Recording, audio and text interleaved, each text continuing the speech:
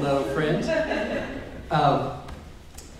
I am grateful to Jamie for all of the great preparations for today and for our wonderful musicians who've added so much already to our worship experience. Thank you.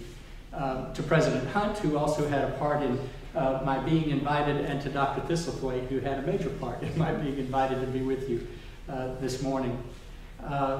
You can imagine how coveted a preaching invitation is at my house if it's to come to Chicago Theological Seminary, where I have learned so very much over the years about how to be an advocate for God's justice. And now as my work is changing, I used to do LGBT work almost exclusively, and I'm morphing over into a greater conversation about broader reproductive justice. It's good to come home to CTS and to be with people that I love and to share a word with you today. I do bring you greetings from the Board of Directors and the staff of the Religious Coalition for Reproductive Choice. Our headquarters are in Washington, D.C., but our work is all over the country, and it is here in Illinois. Hello, Dr. Scott. It is here in Illinois in the person of the Illinois affiliate of RCRC. We get tired of saying Religious Coalition for Reproductive Choice. And many of those folks, clergy and other faith leaders, are going to be here at 5:30 this afternoon for a panel in the Aloha Room, in which we will talk together, you all will talk, I've got to be on a plane unfortunately, about forming a new Seminarians for Reproductive Justice chapter here at CTS. In this unique historic moment, it is so badly needed, and we hope that with the mentorship of Dr. Thistlethwaite, it'll become a powerful voice for justice here and beyond in all of the places that you will do ministry now and in the future. I was blessed to meet with the Illinois Affiliates leadership yesterday, and I'm pleased to let you know that they are eager to come and to be with you today. We come to today's sermon, this conversation with texts and each other, at a unique time of historic transition in our country. Next January, we will celebrate the 40th anniversary of Roe v. Wade, the landmark Supreme Court decision that legalized abortions in the United States. Here's a note. My crazy husband was about 14 or 15 when Roe began to be litigated, and he wrote an amicus curiae brief for class that turned out to be so good, they sent it in to the court. His teacher sent it on as if he were somebody in the world. And it is a little-known fact that the Supreme Court requires that every amicus brief that is received be processed. So some poor clerk had to actually read Carlton Michael Bozeman, age 15's amicus curiae brief. And he is inordinately proud of the fact that among several other people, he is footnoted in Roe v. Wade as one of the authors of the phrase, "A woman's body is her own." And we love that at our house. And it set the stage for his legal career, which was largely about women and access to care and lots of other things. But he's very proud of that. And we will celebrate the 40th anniversary next year. But next week, we will remember with pain the 30th anniversary of the passage of the Hyde Amendment, named for a former congressman from here in Illinois, which banned abortion coverage through Medicaid for women least likely to be able to pay for an abortion on their own. For 2 generations, women with money have been able to exercise the legal option to end a pregnancy. But a woman struggling to put food on the table, often a table surrounded by her children, has been effectively denied abortion care by fiat of the Congress. And this injustice has been compounded as the Hyde Amendment has been interpreted to prescribe coverage for abortion care for women in the military and for those covered by the U.S. government employees' insurance. Now things are getting even worse. Last year alone, more than 100 restrictions to availability of abortion care were added by state legislatures around the country. Some sought to give legal rights to a fetus that would have greater weight in the courts than the needs and desires of a pregnant woman and of her family. Some cut back on the number of weeks in which a woman could seek abortion care. Others sought to close abortion care clinics by requiring them to meet building and technical standards that are now required for brand new hospital facilities. And though they added nothing to the safety of the procedures being offered in them, these clinics are now having to close because they can't afford the remodeling and the retooling that it would take in order to meet those inordinate requirements. And so now women in need of local, affordable care are denied, more often than not, the care that they need. In this time of change, protections and freedoms my mother and grandmothers fought for are being lost. And it is imperative that all of us ask ourselves why even access to contraception is under attack in this country when 98% of women of childbearing age use it, when it is a standard of health care for women. Why are we even having this conversation? And why are we having to have a conversation yet again about abortion when 1 in 3 women in their lifetime will have one? 1 in 3. If you'd like to hear the stories of some of those women, go to oneinthre.com or .org. You'll find it, 1 in 3, and see the stories of brave women who are coming out to tell their stories about their own experience with abortion care.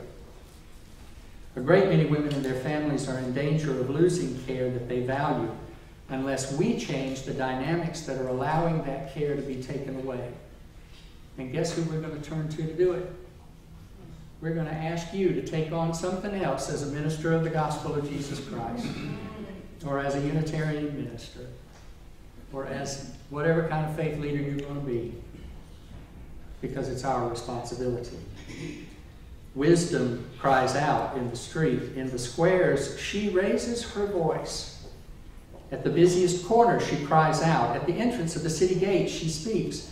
How long, O simple ones, are you going to love being simple? How long? How long will fools hate knowledge?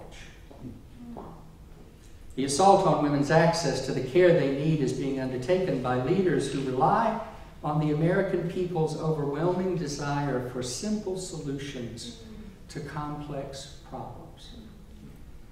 Now, it is not my place to question their motives, but it is my responsibility as a minister of the gospel of Jesus to challenge their siren call to naive slogans that make idols of fetuses, but deny the humanity of a woman facing the difficult decision concerning whether to get pregnant or to end a pregnancy.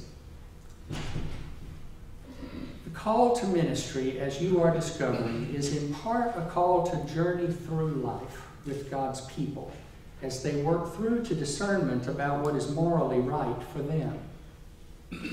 Our job as pastors and teachers and leaders is to help those God puts in our path to have all the information we can possibly provide them, to help them know that God has given them free will because God wants them to have it, and that we will respect decisions they arrive at in good faith, so long as they seek God's will and keep before them, too, the needs of others.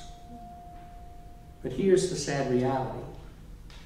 For most of the people in the towns and cities where you will do ministry, your office, the church, will be the very last place that comes to mind for them when they think about where to go to seek guidance.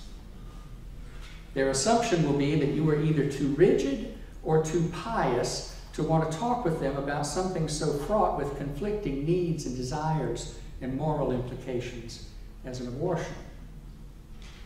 The only effective antidote to their perceptions is to, first, have them not be true. Don't be so rigid and pious that they can't come and talk to you. Have that not be true.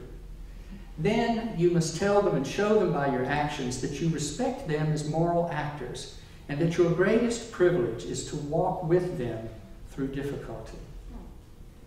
And finally, if you would have those with whom you minister understand their proper role and yours as members of the congregation of faith, you will need to advocate for the preservation of their religious and their reproductive liberties. It will not always be fun. There are many false prophets in the land who point to the reign of God and deny that there is suffering along the path to it.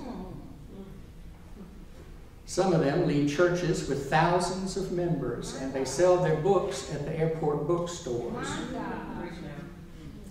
But at churches like that, a woman who makes the decision to end a pregnancy because of her own physical health or the well-being of others in her family or because of her own mental health, that woman is a smudge on the shiny vision that they can't tolerate.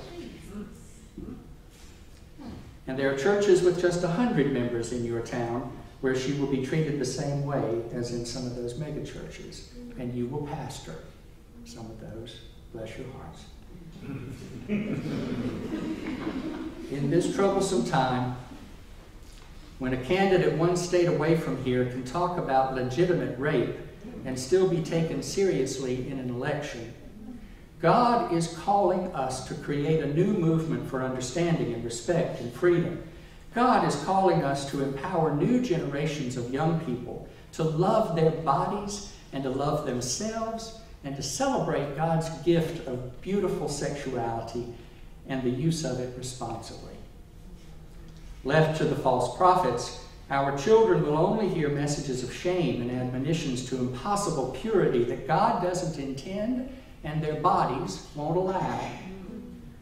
I pray that you will pastor churches where the Our Whole Lives curriculum is a centerpiece of the education program of the church, and where young people will know they have many reliable adults available to help them think through these hard issues, that it'll always be hard to talk with mom and dad about.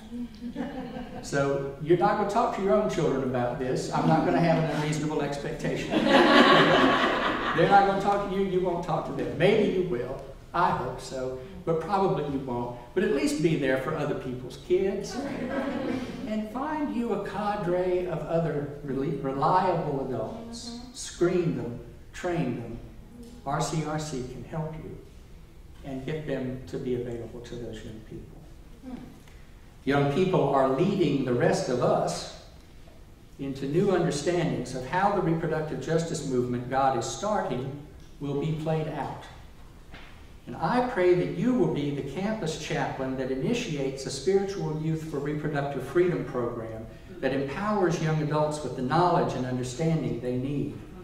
They will bring the skills of online organizing and virtual community building that I don't always understand, but that I recognize as being as real as the feeling of family I experience when I go home to First Congregational UCC in Washington, D.C. on the odd Sunday that I'm actually at home. If that's what community feels like for me, people who are of a different age than me feel that same community online.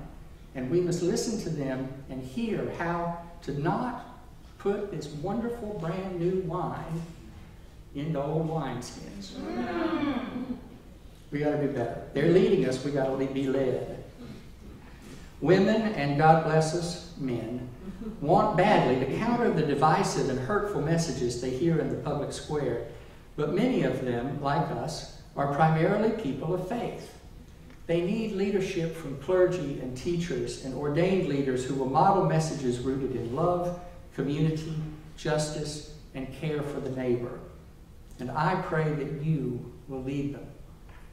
And people young and old will need the care of trained pastors brave enough to walk with them through decisions that will have outcomes mixed with both joy and sorrow.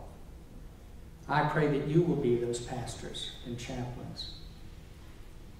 Now, frankly, friends, I feel a little as if I ought to apologize for laying a Jeremiad on you on what is otherwise a lovely Wednesday in Chicago.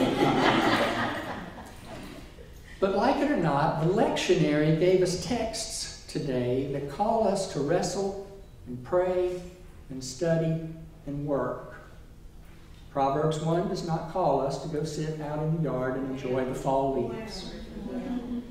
And our Lord calls us not to take the easy path, but to understand that the way of the cross leads where we're ultimately going to go. And while I will leave it to others to talk about a theology of suffering in another day, I will say that we cannot be remiss about our duties on any day, because it is on just such beautiful days that women make life-changing decisions. And they either do it with the help of the church or without it. And I pray that in your church, they'll get that help. And in this historic moment, when women's self-determination and access to health care are under attack, I just don't have the luxury of letting you off the hook with a little cheap grace. But here is good news. Aren't you ready for it? Yeah. The movement I've asked you to join has already begun. I came to Chicago a few days ago to meet with colleagues from around the country and from a diverse coalition of community and faith-based organizations to talk in real depth about how we can stop simply reacting to the bad things that our opponents are throwing at us, to those attacks, and can begin to build momentum for positive action. We must not be satisfied with standing up to attempts to turn back the clock, though we must surely do that. We must ask policymakers what they will do to provide child care for working mothers so their choices don't feel so desperate. We must make the case for ending poverty that reduces options and eliminates hope for so many. We will advocate for education and training. We will work for an end to domestic violence and coercion of pregnant women by men in their lives and in their legislatures. And we will make a prophetic call for repeal of the Hyde Amendment and all laws that limit a woman's access to the reproductive health care she needs, including abortion care. Instead of timidly urging policymakers not to further restrict women's freedoms, we must boldly ask why there are not more options available in every county and in every state in this great country. There will be days when we'll feel like we're in hell. Yes. We will have a little taste of the bitter cup from which so many women drink. But the outcome of our labors will not be a shiny unreality. We will know in the end the real warm glow of justice in a place where God's love is the constant light and where everyone has all they need. Lord, haste the day. And in the meantime,